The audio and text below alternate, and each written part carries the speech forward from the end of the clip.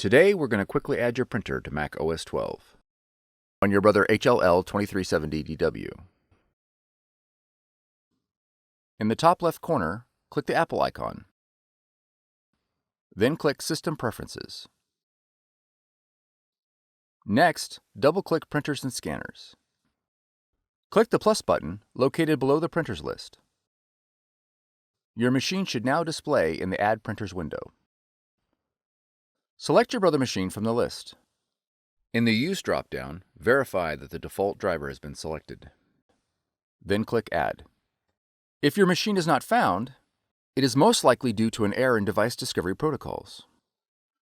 You'll need to reboot your computer, the Brother machine, and your router to make sure the network is completely refreshed and can attempt device discovery again. Once added, your Brother machine is ready to print. For more tutorials, FAQs, and videos, visit us at www.brother-usa.com.